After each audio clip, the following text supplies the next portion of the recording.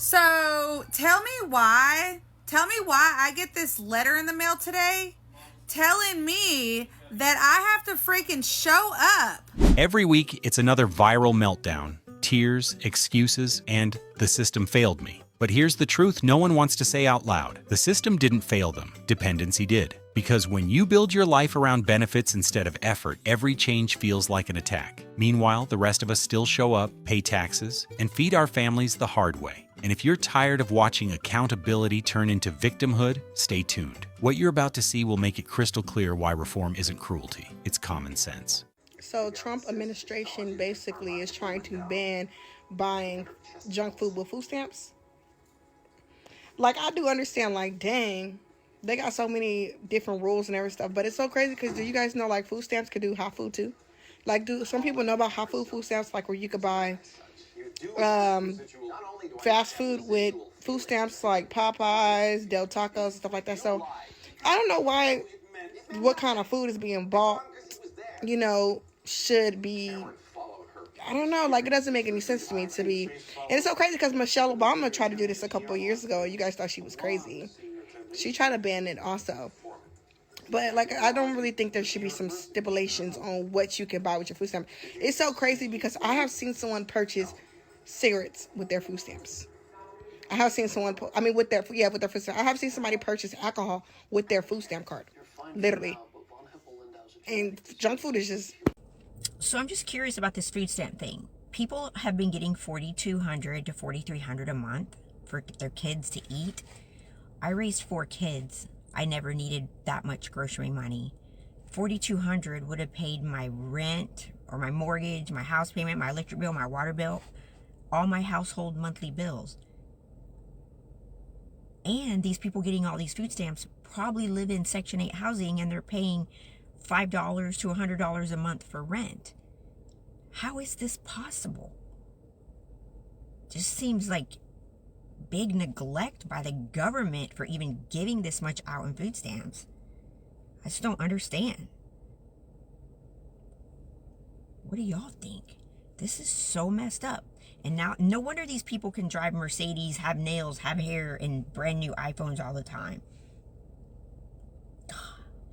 $4,200 a month just for groceries. You're not feeding kids, you're feeding a lifestyle. That's more than most working families spend on rent, utilities, and food combined. Meanwhile, the very taxpayers footing that bill are driving used cars and clipping coupons to survive. The system doesn't reward effort anymore, it rewards dependency. And that's why you see luxury cars outside subsidized housing, brand new iPhones bought with struggle money, and people bragging online about benefits they never earned. When accountability disappears, welfare becomes a hustle, and the people funding it are the ones getting hustled. Be honest, do you think welfare should come with spending restrictions or strict work rules? I'm curious how you'd fix this system. But anyway, in our next video, we will see how those who cry, "The government doesn't care about me," turn their own laziness into a crime against the system. Let's move on to the video. Over 6 million women and children are at risk of going hungry because of this fucking government shutdown. They have 2 weeks left in their funding for WIC. 1.5 million left, and that's only going to last them 2 weeks to feed women and children on WIC. This program provides food and nutrition for pregnant moms, breastfeeding moms, and newborn babies. So if they don't open the government in the next 2 weeks, then WIC is not going to have any funding to provide any type of food and nutrition for moms and new babies. And then SNAP is going to be next. They only have enough funding for SNAP till the end of November. So Mike Johnson and you fucking Republicans need to stop playing with our lives and open the fucking government and negotiate with the Democrats. They're literally taking food from newborn babies just because they don't want to extend the subsidies so that millions of people don't lose their fucking health care. Because nobody can afford for their health care to go up $700-800 extra per fucking month. But the Republicans don't give a fuck about that. The only thing they care about is trying to make the Democrats look bad. Trying to make it look like the Democrats are trying to give trans surgeries and free health care to illegal immigrants, knowing damn well that they're trying to make sure millions of Americans don't lose their fucking health care. Because when people lose their health care and can't be seen by a doctor, they die. If they don't reopen the government within 2 weeks, then they're going to have to rely on state funding for these programs. And most states do not have the fucking funding for these programs. This just goes to show you that the Republicans don't give a fuck about the American people. American families shouldn't have to go hungry just because the Republicans don't want to do their fucking job. Due to the government shutdown, you have people complaining about their food stamp payments not coming through and housing not showing up with their rental support for housing recipients. Check this out. I came down to the store because I thought my food stamps were supposed to be loading, and there's nothing on there. So I reached out to the office, and there's a recording that says, due to the government shutdown, all benefits are placed on hold and no money will be loading. And I called over to the housing office about the rent check, and they told me the same thing. It says, due to government shutdown, all funding has been stopped. Rent payment, please reach out to your landlord. So because of the Dems, the government is shut down, right? And you have these people concerned about how they're going to put food on the table, concerned about how they're going to make, their rent payment because they depend on the government. I thought these programs was in place to help you temporarily. Right? It is supposed to be long term. And this is what's happening. Some of these individuals are making it long term. They're turning this into a career to depend on the government for long term. And these people that have been on housing assistance for a long time are actually blocking other people that need housing too. So I hope they go through with this 2-year term so other people can take advantage of these programs that need it too. Because once again, these programs were a safety net. They weren't meant to be long term. Every time there's a government shutdown, the same thing happens: panic. Food stamps stop, rent checks freeze, and the same people who've made a career out of dependency start crying foul. Let's be real. These programs were never meant to be permanent. They were built to help people get back on their feet, not to keep them sitting comfortably forever. Meanwhile, working Americans, the ones who pay full taxes, never qualify for a dime. We're the ones footing the bill. And now they're shocked because the government hit pause? Maybe it's the wake-up call they needed. 2-year housing limits aren't cruel. They're overdue, be honest. Do you think welfare should have strict time limits? Or should people be allowed to stay on it indefinitely? But anyway, in our next video, we'll watch the search for a plan by those who panicked when the government shut down, but haven't even considered standing on their own 2 feet for years. Y'all, we are in a government shutdown. So how can this government shutdown potentially affect WIC, SNAP, and Section 8? Okay, I'm gonna start off with food stamps. Okay, food stamps right now, you're safe. Okay, October payments, are locked in for the moment, right? But if Congress, keeps playing games, y'all, and we extend into November, we can get into some trouble. Because some of these states, America does not talk about it a lot, but some of these states in America are very poor, right? And so they will begin to run out of money, okay? And then that's when you will start to see, freezes and delays to many of these programs. Unfortunately, WIC, is going to get hit first, y'all, because this program, it doesn't have a lot of emergency fund money, okay? So on to Section 8. It's kind of the same scenario, right? This month it's locked in, right? Because, a lot of HUD, housing and urban development, it's pre-funded. So rent should be locked in for this month, y'all. But, as far as, getting a new contract, right? New people signing up about, renewals and stuff like that, y'all, it's stalled right now for people that, are looking to sign up for Section 8. It's going to be stalled. And I want to preface, y'all, the longer the shutdown for these programs, the more scarier it gets, because a lot of these states will, have the potential to run out of money. And so, for people that are on these programs, y'all, this has been coming down a pipeline for a while at this point, okay? This might be even intentional of this administration, right? To get people to be, weaning on their last dollar. So, you need to find a friend, phone a friend, right? In case these programs extend a while, what is your plan? I hope you have a plan. Don't panic, but be strategic, right? And stay in contact with these offices and keep them on your, your line, and call your local office and ask them, hey, I know we're in a government shutdown. What are my options? My kids have not eaten in 5 days. It is the taxpayer's responsibility to take care of my kids. Trump done cut them food stamps off. If you're poor, don't have kids, okay? If you're struggling, don't have kids. Don't bring more in. If you already have them, that's another situation. If you don't have them, don't bring any in. And if you have 2, don't go having another one. If you have 1, don't go having 2 more. So they say 2 million is getting cut off this month for the scamps. I'm about to go find out if I'm in that number, in that ratio. It's been day 5 and I have not received no food stamps. My disability checks is on hold. My cash benefits is not coming no more. They're still pending. It is the taxpayer's job to pay for my kids to eat and for my kids to be taken care of. I have over 2,000 followers on TikTok, and I can't get not one person to send me 50 cents. If you're watching this video and you can't send me nothing, I'm blocking you. What are your thoughts? Comment below. This is what entitlement looks like when it finally hits a wall. You go 5 days without food stamps and suddenly it's the taxpayer's job to feed your kids? No, it's your job. That's what being a parent means. You chose to have kids. You don't outsource that to strangers who work for their own. What's wild is, she admits, she's been living off every form of assistance, food stamps, disability, cash benefits, and still can't see the problem. The fact that her first reaction is to blame Trump instead of herself tells you everything. Meanwhile, the same people funding it are eating canned soup and paying full price for everything. Real question, if benefits stopped tomorrow, how many people do you think would finally start working? Comment your honest guess. I'm curious to see the numbers. But anyway, in our next video, we will see how those who have been accustomed to free support for years and have turned their lives into a waiting room without producing anything immediately press the panic button when the system stops. The U.S. government has shut down and people are now wondering, will they still get their EBT and food benefits?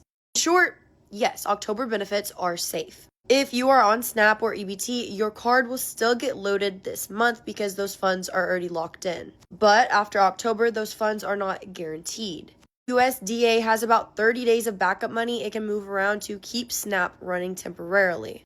Once that runs out, if Congress hasn't passed a budget, meaning the shutdown is still going, benefits could be delayed, reduced, or even frozen. Other programs, though, are in bigger danger. WIC, which provides food for women, infant, and children, can run out of funding within just a few days of a shutdown. That means families relying on formula, baby food, and nutrition support could be turned away almost immediately. School meal programs are also at risk if this lasts weeks. Now, here's the thing. Shutdowns aren't always long, but the last one in 2018 lasted 35 days, the longest in U.S. history. Families were warned then that SNAP might not make it another month and that the USDA had to release benefits early to buy time. That shutdown alone cost the U.S. economy about $11 billion. This time, it's even more serious because the White House had told agencies not just to plan for furloughs, but for permanent layoffs and cuts, meaning some programs may never come back the same even after the shutdown ends. So yes, for this month, EBT is safe and you will receive it. If you have any other questions, comment below, and if you haven't already, hit that follow button for more news. I live off the government.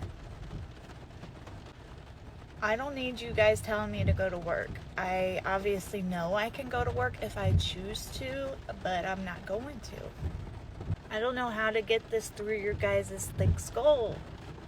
I am never going to work. I will live off the government for the rest of my life. I have plenty of money this way. Why would I ever choose to go to work? What you guys don't get is that we have income.